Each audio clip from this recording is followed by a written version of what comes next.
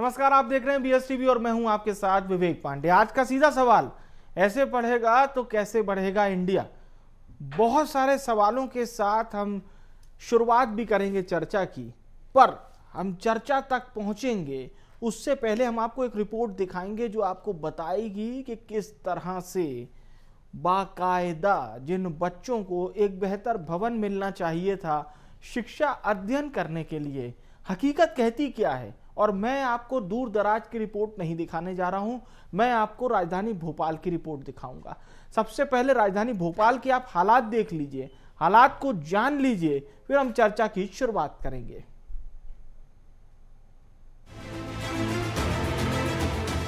BSTV की team ने जब स्कूल की प्रिंसिपल से स्कूल को टीन शेड के नीचे चलाने का कारण पूछा तो उन्होंने बताया कि कई बार विभाग और जिम्मेदार अधिकारियों से स्कूल शिफ्ट कराने की मांग की, लेकिन हर बार सिर्फ आश्वासन ही मिला।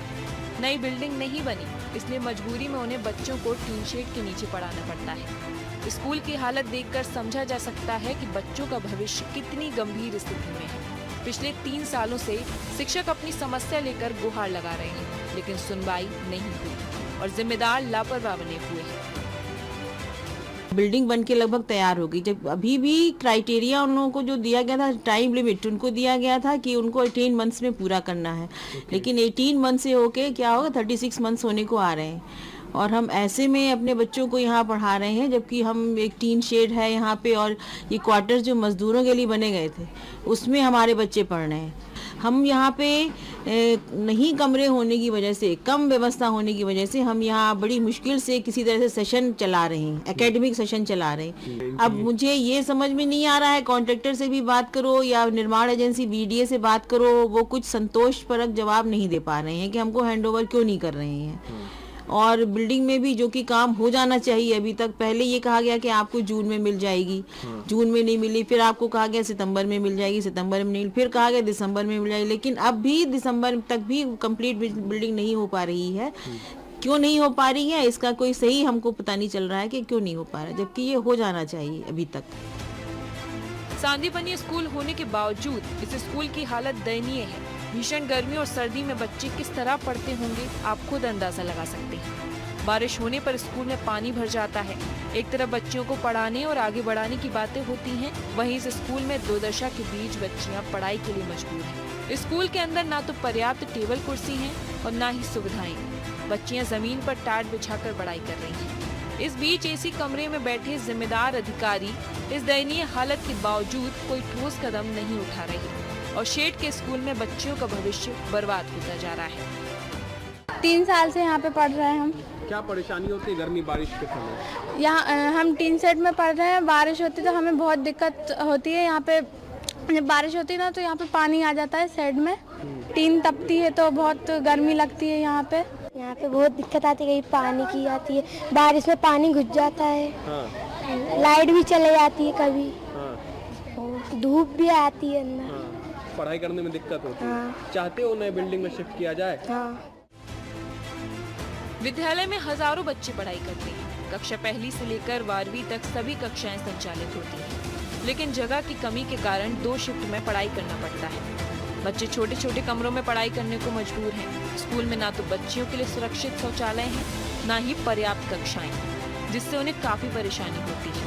कुछ बच्चे टीन शेड के नीचे पढ़ाई कर रहे हैं, जबकि अन्य कक्षाएं पुरानी बिल्डिंग में संचालित होती हैं, जिसकी सीलिंग टूटकर नीचे गिर चुकी है। ऐसे हालातों में हमेशा खतरा बना रहता है, लेकिन जिम्मेदार अधिकारियों की ओर से कोई ठोस कदम नहीं उठाया गया। तो देखिए, कोई ठोस कदम क्यों नहीं उठाया गया, सवाल तो यही है। 2 खास मेहमानों को आपके साथ जोड़ते हैं। हमारे साथ इस वक्त कमल विश्वकर्मा जी जुड़ रहे हैं, प्रदेश अध्यक्ष हैं पालक महासंघ मध्य प्रदेश के, बहुत स्वागत है आपका। प्रशांत शर्मा जी हमारे साथ जुड़ रहे हैं, शिक्षाविद हैं, राजधानी भोपाल में कई कार्य भी करते हैं शिक्षा से जुड़े हुए और काफ़ी अच्छा एक्सपीरियंस भी है हमारे दोनों मेहमानों को। शुरुआत करते हैं कमल जी आपसे। देखिए, बहुत सारी बात है, जब हम बजट की बात करते हैं तो वो भी हमारे पास एक बड़ा आंकड़ा दिखाई देता है। मैं एनालिसिस कर रहा था जिसमें मेरे पास 2011 से लेकर 2025 के मूल जानकारी भी है, जो हम अभी फ्लैश भी करेंगे। तो बजट का आंकड़ा तो बहुत बड़ा है, 6 से 7 गुना अगर हम बजट बढ़ाकर आज 2025 में बात कर रहे हैं स्कूल शिक्षा विभाग के, तो फिर हमको भोपाल से ऐसी तस्वीरें क्यों देखनी पड़ती है? विवेक जी, पहले तो मैं आपको धन्यवाद देता हूं और आपके सभी दर्शकों को मेरा नमस्कार करता हूं कि जिस तरह से आपने शिक्षा के क्षेत्र में जो आज सांदीवनी स्कूल का जो मुद्दा उठाया है, बहुत ही महत्वपूर्ण मुद्दा उठाया है। जो शिक्षा के बिना हम विश्वगुरु नहीं बन सकते हैं, शिक्षा के बिना हम कुछ भी नहीं कर सकते हैं। आपने बिल्कुल सही कहा। बजट 2010 और 2011 में 6,374.45 करोड़ का बजट था और 25 और 26 में आज बजट 36,581.64 करोड़ पहुंच चुका है। बजट तो बढ़ गया, लेकिन अब मैं दूसरे पहलू में जाता हूं। बजट बढ़ने के बाद शिक्षा भी अच्छी होना थी, बिल्डिंग भी अच्छी होना थी, शिक्षक भी अच्छे होना थी, यानी कि सारी व्यवस्थाएं एकदम नंबर 1 होना थी। जो हम अमृत काल में जो बात करते हैं उस तरह की बात होना थी।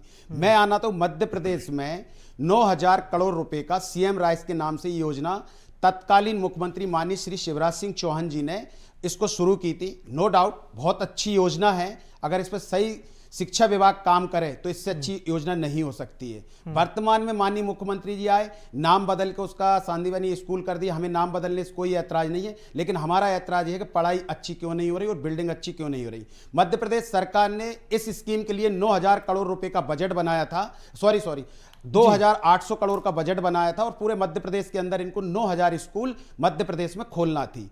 पिछले 8 वर्षों में अभी तक के लगभग 300 स्कूल खोले हैं, जिसमें से एक स्कूल अभी आपके चैनल के माध्यम से आपने दिखाया टीन सेट के अंदर लग रहा है।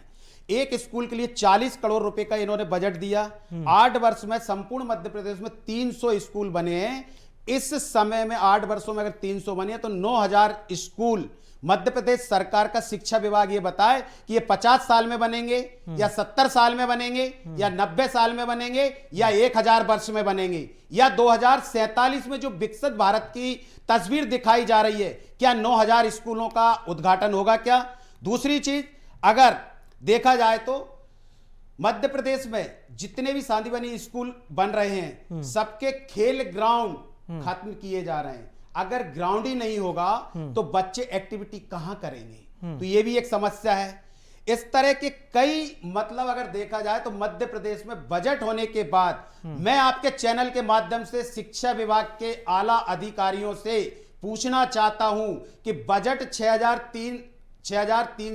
3,074 करोड़ से लेकर और 36,000 करोड़ तक पहुंच गए। आप क्या कुंभकर्ण की तरह सो रहे हैं? चुनाव में तो नेताजी आएंगे जाएंगे, कोई शिक्षा मंत्री बनेगा, कोई नहीं बनेगा, लेकिन आप तो 40 साल मध्य प्रदेश में सर्विसेज देंगे शिक्षा विभाग में। आप लोग क्यों काम नहीं करना चाहते? मैं एक और बात जोड़ना चाहता हूं, जो सरकार और शिक्षा माफिया दोनों मिलकर मध्य प्रदेश को लुटवाने का काम कर रहे हैं और जो शिक्षा के क्षेत्र में ये लोग काम नहीं करना चाहते हैं। एक ताजा उदाहरण देना चाहता हूं।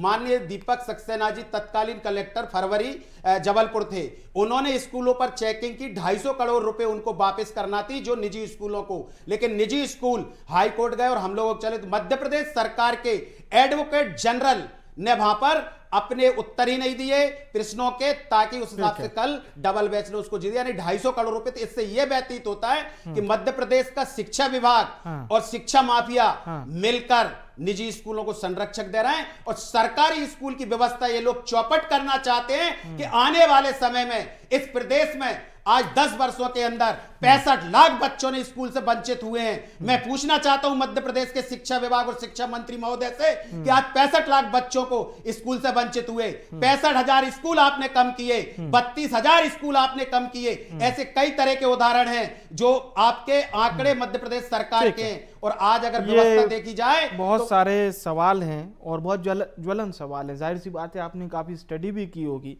तब आप ये डेटा ला रहे हैं। प्रशांत जी का हम रुख करते हैं। प्रशांत जी, ये बात बिल्कुल पानी की तरह साफ है। जो तस्वीरें दिख रही हैं वो ये बता रही हैं कि अभी स्थिति उतनी बेहतर नहीं है जो दावा किया जाता है। स्कूल शिक्षा विभाग बहुत अहम विभाग है, काफ़ी पैसा भी आवंटित होता है। डेटा भी हम दिखा रहे हैं, तमाम राज्यों का डेटा है और हमारे राज्य का भी डेटा है क्रमवार। तो प्रॉब्लम कहाँ आ रही है, एग्जीक्यूट क्यों नहीं हो पाता?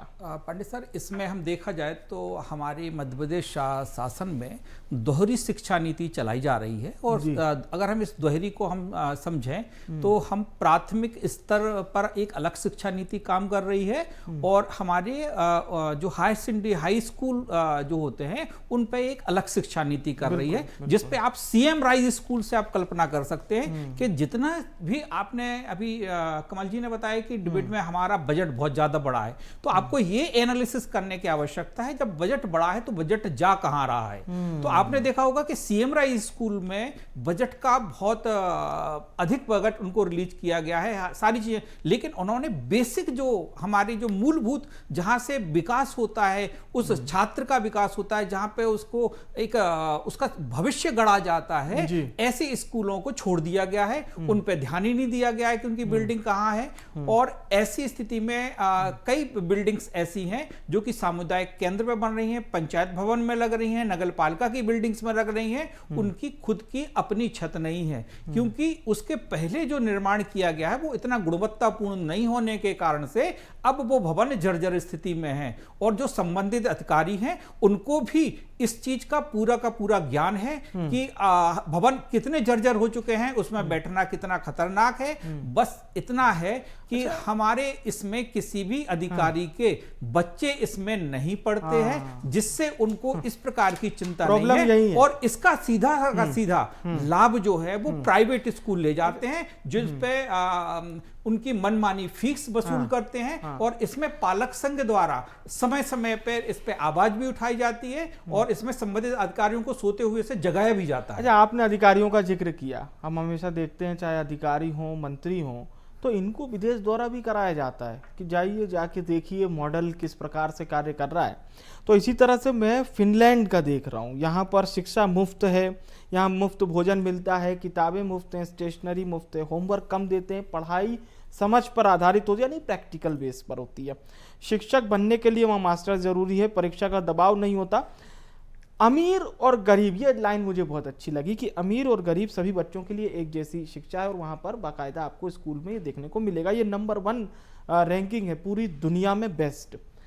अब हम बात करते हैं वर्ल्ड क्लास की, हम बात करते हैं ग्लोबल विलेज की, हम बात करते हैं कि प्रति बच्चे पर हम बहुत पैसा खर्च कर रहे हैं। जब हम पैसा खर्च कर रहे हैं तो फिर वो दिखता क्यों नहीं है, वो पैसा जाता कहाँ है? जी देखिए, इस चीज में अगर हम ये बात करें, आपने जो फिनलैंड की बात उठाई है, और यहाँ पर ऐसा नहीं है कि हमारे देश के अंदर शिक्षा को महत्व नहीं दिया गया है। इसमें अगर आप देखें तो इसमें जो चयन प्रक्रिया है शिक्षक की, वो काफी कठिन चयन प्रक्रिया है और इसमें गुणवत्तापूर्ण ही हम लोग शिक्षकों का चयन करते हैं। परंतु जो तंत्र जब आते हैं तो तंत्र का ध्यान इन पे नहीं होने के कारण से हम समुचित इनका उपयोग नहीं कर पाते इन शिक्षक का, और हमारी जो शिक्षा की गुणवत्ता है वो घटती जाती है। मैं आपके माध्यम से ये कहना चाहूँगा, क्या आप देखें कि जितने भी शिक्षा अधिकारी हों, संबंधित जो विभाग से संबंध रखते हैं या जिनका शिक्षा के ऊपर थोड़ा सा पकड़ है, कितने लोग विजिट करते हैं, आप अगर मंथली विजिट भी उनका निकाल लें तो शायद वो विजिट ना के बराबर निकलेगी। तो इस चीज में मेरा आपसे शासन से अनुरोध है कि आप जब तक शिक्षा के अधिकारियों को इसके लिए जिम्मेदार नहीं बनाएंगे, जो शिक्षा अधिकारी बैठा हुआ है जिले का शिक्षा अधिकारी, अगर जिले के शिक्षा अधिकारी को ये चीज को जिम्मेदार आपको बनाना होगा, अगर उनकी स्थिति ठीक करनी होगी, अगर वो नहीं ठीक करता है तो उसके विरुद्ध कानूनी कार्रवाई आपको करनी पड़ेगी। और जो संबंधित अधिकारी हैं, अगर वो उसमें दोषी होते हैं, ठीक है, जो प्रिंसिपल है अगर उसने भी आपको समुचित कार्रवाई नहीं की है, जैसे अभी हम रिपोर्ट देख रहे थे तो उस मैडम ने बोला हुआ है, प्रिंसिपल, माननीय प्रिंसिपल मैडम ने, कि हमने संबंधित सीनियर अधिकारियों को जानकारी दी है, परंतु जानकारी पहुंचने के बाद भी उन सीनियर अधिकारियों के द्वारा कार्रवाई क्यों नहीं होती है। एक हास्यास्पद बात है कि शासन इस सारी चीजें होते हुए भी कैसे सह रही है। तो ऐसी स्थिति में हमें ये चीज चाहिए है कि हम उन शासन के अधिकारियों को जवाबदेह बनाएं। और वो जवाबदेही से बचते हैं, क्योंकि कई बार अधिकारी कह देते हैं कि साहब मैं तो अभी आया, मुझे पता नहीं है। कमल जी, ये रटे रटाए जवाब कब खत्म होंगे? क्योंकि बच्चों का भविष्य बिगड़ जाता है, फिर हम कहते हैं साहब अब हम नए सिरे से बच्चों की परीक्षाएं कराएंगे, एक सप्लीमेंट्री को 2 कर देते हैं। यही खाना पूर्ति पर्याप्त होती है क्या? पिछले 15 सालों से विवेक जी शिक्षा के क्षेत्र में हम लोग काम कर रहे हैं। हर तरह के मध्य प्रदेश सरकार के शिक्षा विभाग को ज्ञापन दिए जाते हैं और एचआरडी मिनिस्ट्री तक हम लोग ज्ञापन देते हैं। मैं अभी एक बात बताना चाहूँगा, अभी माननीय केंद्रीय मंत्री धर्मेंद्र प्रधान जी भोपाल प्रवास पर थे, बड़ा कार्यक्रम चल रहा था मध्य प्रदेश सरकार का। उन्होंने मतलब कहा कि 50 लाख बच्चों ने मध्य प्रदेश के अंदर सेब नहीं देखे। फिर उनके नेताओं को उन्होंने निर्देश दिए कि आप कभी सेव भी बांटें, कभी अंजीर भी बांटें, कभी आप देखिए कितनी बड़ी विडंबना है। वो ये बताना चाह रहे थे कि हमारे प्रदेश में कितनी बड़ी गरीबी है। तो कहीं ना कहीं जाकर आज मध्य प्रदेश में शिक्षा की अगर हम बात करें, सभी राज्यों में हम आखिरी पायदान पर चल रहे हैं। और अगर हम सीबीएसई बोर्ड की बात करें, 17 मंडलों में हम 15वें मंडल पर चल रहे हैं। तो मध्य प्रदेश सरकार से मैं निवेदन करना चाहता हूं, और शिक्षा विभाग के आला अधिकारी कुंभकर्ण की तरह क्यों सो रहे हैं? बजट भी है, शिक्षक भी हैं, स्कूल भी पहले से बने हुए हैं, सारी व्यवस्थाएं होने के बाद एक्चुअली सबसे बड़ी विडंबना जो है वो ये है कि मध्य प्रदेश सरकार ने शिक्षा को भी पॉलिटिक्स समझ लिया है। जबकि मेरा आपके माध्यम से ये सुझाव है और निवेदन भी है, कम से कम आप राजनीति करो, आप कांग्रेस पे करो, आप बीजेपी पे करो, आप अन्य दल में करो, खूब चुनाव लड़ो, हमें कोई आपत्ति नहीं है। किसी की भी सरकार बने, हमें उससे भी कोई आपत्ति नहीं है। हमारी आपत्ति है कि मध्य प्रदेश के जो 2 करोड़ अभिभावक हैं, आज उनकी शिक्षा में जो हालात है कि प्राइवेट स्कूल इस कदर चमड़ी उधेड़ रहे हैं कि बच्चे वहां पे फीस नहीं। कल का एक केस बता रहा हूं, लिखित में आया मेरे पास आवेदन, एक स्कूल 8 महीने से उनको घुमा रहा है। अभी हो सकता है 1-2 दिन में उसके खिलाफ आंदोलन भी करेंगे। तो स्कूलों पे कोई कंट्रोल नहीं है जिला शिक्षा अधिकारी का। और जिला शिक्षा अधिकारी जब भी बात करो तो जिला शिक्षा अधिकारी ये बोलते हैं कि हम इस मीटिंग में, हम इस मीटिंग में। अगर आप सब वही मीटिंग करना है तो आप अपने जिला पदाधिकारी से नैतिकता के नाते इस्तीफा देकर आप वही विभाग ज्वाइन कर लो। कम से कम हमारे बच्चों के साथ जो खिलवाड़ तो मत करो। तो आज मध्य प्रदेश सरकार के शिक्षा विभाग ने टोटल शिक्षा को पॉलिटिक्स समझ लिया, और मध्य प्रदेश का विपक्ष दुनिया की बात करेगा, गरीबों की बात करेगा, किसानों की बात करेगा, संविधान बचाने की बात करेगा, बलात्कार की बात करेगा, दुनिया की बात करेगा, लेकिन इतने बड़े आंकड़े पर मध्य प्रदेश का विपक्ष कुंभकर्ण की तरह सोया हुआ है। उनको यह चिंता नहीं है कि मध्य प्रदेश की 8.5 करोड़ जनसंख्या और 2.5 करोड़ अभिभावकों के लिए शिक्षा का मुद्दा उठाएं। इस पर ये लोग बात नहीं करना चाहेंगे। और हम लोग तो ज्ञापन दे दे के थक गए, लेकिन हम थकने वाले नहीं हैं। मध्य प्रदेश सरकार शिक्षा विभाग को और शिक्षा माफिया को जब तक संरक्षण देगी, जब तक पालक महासंघ मध्य प्रदेश के एक जिला शिक्षा अधिकारी, बीडीओ से लेकर ब्लॉक ऑफिसर तक विरोध भी करेगा, और शिक्षा के सुधार के लिए पालक महासंघ हमेशा कार्य करेगा। प्रशांत जी, गुणवत्ता की अगर हम बात करते हैं तो थोड़ा सा अगर हम पीछे चलें, मान लीजिए कि आज से 15 साल पहले शिक्षा गुणवत्ता किस प्रकार की थी। सिर्फ सरकारी स्कूल में भी हम देखते हैं कि कई भोपाल में भी एक्सीलेंस स्कूल है, मॉडल स्कूल है, प्रदेश के तमाम जिलों में एक्सीलेंस स्कूल है। तो 15 साल पहले की गुणवत्ता और आज की गुणवत्ता में कितना परिवर्तन आया है? शिक्षकों के पढ़ाने का नज़रिया हो, बताने का नज़रिया हो, और पूरा एक वैक्यूम सिस्टम, अगर हम एक अंतर जानना चाहें तो। विवेक जी, आपने जो ये प्रश्न किया है बहुत ही सार्थक है, और आपको मैं ये चीज़ बताना चाहता हूँ कि हमारे यहाँ पे जो, अगर हम एक शब्द में बात करें तो सिर्फ और सिर्फ प्रबंधन का मिसमैनेजमेंट है ये, और इसके अलावा कुछ नहीं। हमारे पास भरपूर संसाधन है, हमारे पास में बजट भरपूर है, हमारे पास में शिक्षक भी हैं, और हमारे पास में जो एक क्वालिफाइड टीचर है वो भी है। पर हमें उसका उपयोग कैसे करना है, कहीं ना कहीं इस चीज में पीछे है। और आपके माध्यम से मैं शासन को एक छोटी सी एक सलाह देना चाहता हूं कि अगर जिस प्रकार से आपने नीट में मेडिकल छात्रों को, अगर उसने सरकारी स्कूल में लगातार पिछले 3 वर्ष या 4 वर्ष का जो उसने अध्ययन किया हुआ है, अगर उसका मेडिकल क्षेत्र में एडमिशन होता है तो बहुत कम फीस पर उसकी पूरी मेडिकल की पढ़ाई हो जाती है। तो क्यों ना हमारे जितने अधिकारी हैं, हम इनके बच्चों की पढ़ाई भी सुनिश्चित सरकारी स्कूल में कराएंगे। तो मेरा ये दावा है कि ये बहुत ही आसानी से, छोटा सा आपको उदाहरण देना चाहता हूं ताकि हमारे दर्शक भी कन्वे करें। मैं खुद भोपाल में जिस स्कूल से पढ़ा हूं, मॉडल स्कूल, वहाँ पर बेस्ट लाइब्रेरी की व्यवस्था, वहाँ पर आप अगर बच्चा आपका चाहे तो एनसीसी ले सकता है, स्काउट गाइड। मैं ये क्यों बता रहा हूँ ये भी आपको बताऊंगा। तो ये तमाम चीज़ें उसी स्कूल फीस में इंक्लूड हैं। अगर आप उसको प्राइवेट से तुलना करेंगे तो थोड़ा ज़्यादा पैसा लगेगा। ये तमाम फैसिलिटी वाले स्कूल और वहाँ से पढ़े हुए बच्चे देश में, प्रदेश में बेहतर कार्य कर रहे हैं। कई बच्चे विदेश भी गए। तो हम ये तो कह सकते हैं साहब कि ये सब सरकार के सहायता से हुआ, क्योंकि वहाँ पर बाकायदा सब्सिडी दी जाती थी। तो ऐसे कितने मॉडल स्कूल हमें बनाने होंगे जो इतना बेहतर रिजल्ट भी दें और अच्छे बच्चे भी तैयार करें एक बेहतर बुनियाद के साथ। विवेक जी, आपने भी इस बात को माना है अपनी बातों में कि कहीं ना कहीं प्रबंधन का दोष है। हमारे पास में समुचित संसाधन है, हम उनको उचित उनका उपयोग नहीं कर पाने के कारण से आज ये दुर्दशा है। आप ये बताइए ना कि हम जिस हायर उस चीज को मैं जो दोहरी आपको शिक्षा प्रणाली की बात कर रहा था, सीएम राइज में एक जगह इतना ह्यूज में बजट रिलीज किया जा रहा है और वही हमारे जो प्राथमिक स्कूल हैं उनके लिए बजट जीरो है या उनके लिए नगण्य के बराबर बजट है। असमानता है, असमानता बहुत ज्यादा दिखती है। तो जब तक हमारा नौनिहाल जो अपना जब तक बेस अच्छा नहीं बनाएगा वो कैसे उस चीज को सरवाइव कर पाएगा उस स्तर को। तो मेरा शासन से अनुरोध है और अधिकारियों से अनुरोध है कि इस ओर जरूर सोचें। मैं किसी का शासन के इस चीज में सीएम राइज का विरोधी नहीं हूं, लेकिन इस चीज में मैं आग्रह करता हूं मतलब कि आपको हमें जो प्राथमिक स्तर के स्कूल हैं उनमें भी सुधार करना पड़ेगा। अगर आप पर इतने स्कूल नहीं चल पा रहे हैं तो मैं कहता हूं कि उनको नहीं तो वो कमल जी बता तो रहे हैं कितने स्कूल बंद हो गए। हाँ, तो उनमें उनको एक कर देना चाहिए ताकि उनके पास में समुचित स्टाफ रहे, समुचित शौचालय की व्यवस्था हो, समुचित खाने की व्यवस्था हो, समुचित बैठने की व्यवस्था हो और पढ़ाई में गुत्ता। इसमें मैं शासन के एक पहल का बहुत स्वागत करता हूं और धन्यवाद देता हूं कि इसमें उन्होंने जो ई अटेंडेंस को लागू किया है। इसमें कम से कम वो जो टीचर है उसमें जो अपने स्कूल में जाने के बाद में बीच में चला आता था, अब को उसके माध्यम से कम उसको 5 घंटे उस स्कूल में देने पड़ेंगे।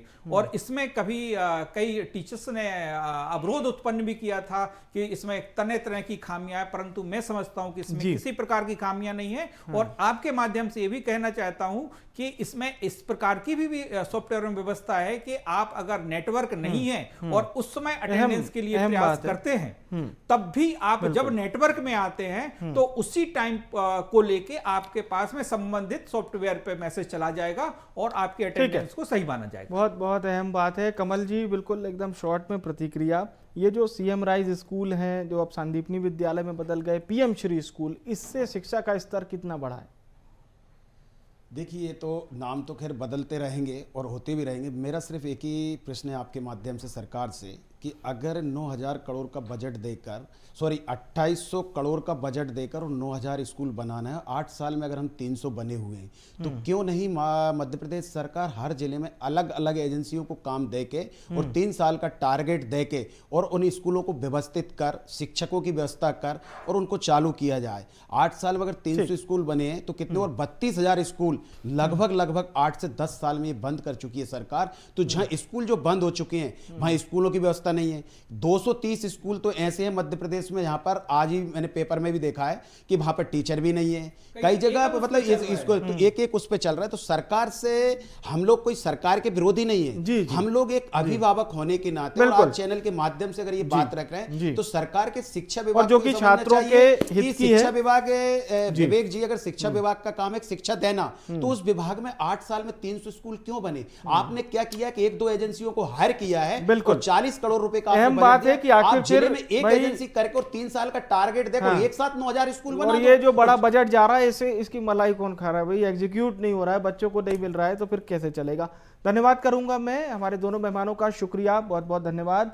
आप हमारे साथ जुड़े और बहुत मूल मुद्दे पर आपने अपने अनुभव दर्शकों को बताए कि प्रॉब्लम कहाँ रही है। तो प्रॉब्लम यहाँ आ रही है, एग्जीक्यूशन में प्रॉब्लम है। अधिकारियों को समझ में नहीं आ रहा है या समझना नहीं चाहते हैं या वही ढर्रे पर चलना है या उन्हें समझना होगा, क्योंकि भाई बच्चों को तो बहुत परेशानी हो रही है और हमने उदाहरण आपके सामने प्रस्तुत किया।